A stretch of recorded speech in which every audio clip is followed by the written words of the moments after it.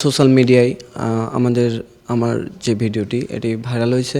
আমি এভাবেই কাজ করে যাব এবং আমার সকল সহকর্মীবৃন্দ যারা আছে তারা সবাই একইভাবে কাজ করে যাবে এবং আমরা যেন আমাদের দেশের মানুষের সাথে সবার সাথে কাঁধে কাঁধ মিলিয়ে বাংলাদেশকে সুন্দরভাবে গড়তে পারি, সেভাবে আমরা কাজ করে যেতে চাই।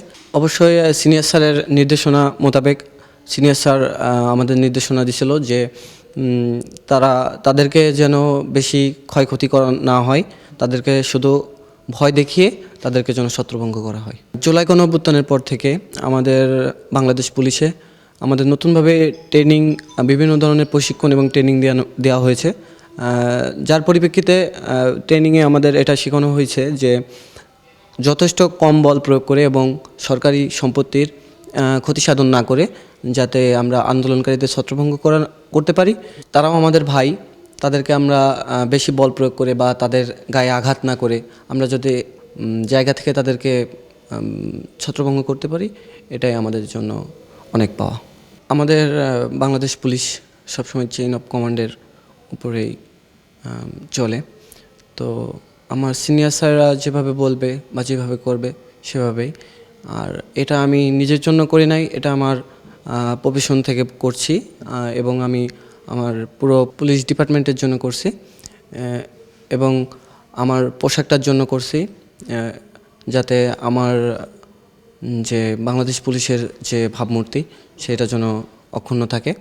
আসলে জনমনে বাংলাদেশ পুলিশের যে ভাবমূর্তি সেটা আমি চাই সবসময় অক্ষুণ্ণ থাকুক, আর বাংলাদেশ পুলিশ সবসময় তাদের পাশে বন্ধুসুলভভাবেই কাজ করে যাক। আমি একজন বাংলাদেশ পুলিশের গর্বিত সৈনিক। আমিও চাই যে দেশের মানুষের জন্য আমি আমার দায়িত্ব পালন এবং কর্তব্য পালন করে যাব। বাংলাদেশ পুলিশ সবসময় আমরা চাই যাতে আমরা বাংলাদেশের জনগণের সাথে কাঁধে কাঁধ মিলিয়ে দেশকে নতুনভাবে গড়তে এবং দেশের আইন শৃঙ্খলা এবং জনগণের জানমাল নিরাপত্তার জন্য আমরা সবসময় জনগণের সাথে থেকে বন্ধুসুলভভাবে আমরা কাজ করতে চাই। আমি পিয়ম পূর্ব ডিভিশনের লাইন সংশ্লিষ্ট যেসব স্যাররা আছে, আমাদের ডিসি মহোদয় স্যার আছে, উনি আমাদের সবসময় ডিউটি যাওয়ার আগে ব্রিফিং করে যে আমরা কিভাবে ডিউটি করব এবং ডিউটিগুলো মানে ডিউটি থেকে যে মানুষের সাথে কিভাবে আচরণ এবং কিভাবে ব্যবহার বা কিভাবে তাদের সাথে যে কোনো পরিস্থিতি মোকাবিলা করতে পারি সেই নির্দেশনাগুলো সবসময় আমরা পাই এবং আমরা এভাবেই জনগণের পাশে থাকতে চাই। বাবা মা ঠিক সেভাবে মানে অনলাইনের সাথে সংযুক্ত না, তো তারা ঠিক মানে বিষয়টি উপলব্ধি করতে পারেনি। তো আমার আশেপাশে যারা ছিল, মানে বাসার আশেপাশে, তারা আম্মুকে হয়তো বা দেখাইছে, তো আম্মু কল দেওয়ার পরে বলতেছে কেন মারামারি করতে গেলি।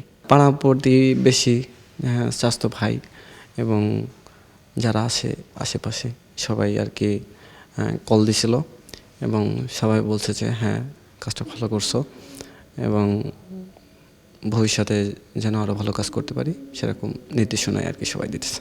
জনগণের উদ্দেশ্যে আমি বলবো, আপনারা বাংলাদেশ পুলিশের উপরে সবসময় আস্থা রাখবেন এবং বাংলাদেশ পুলিশ সবসময় বাংলাদেশের জনগণের জানমাল রক্ষার্থে সবসময় সচেষ্ট আছে এবং আপনারা সবসময় বাংলাদেশ পুলিশকে সহায়তা করবেন এবং বাংলাদেশ পুলিশের উপর সবসময় আস্থা রাখবেন।